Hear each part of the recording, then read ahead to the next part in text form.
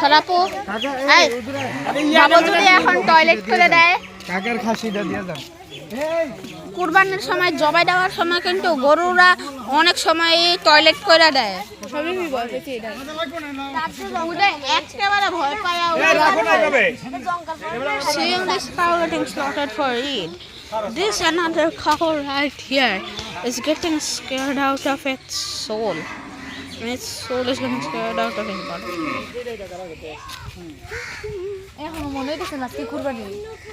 মনে হয় না গরু মাংস রান্না করা না পর্যন্ত হবে না It's done slaughtering and that stupid cow's freaking out. দেবরে হুন্ডার তলে পড়ছিলি তাহলে কেমন হইতো গো?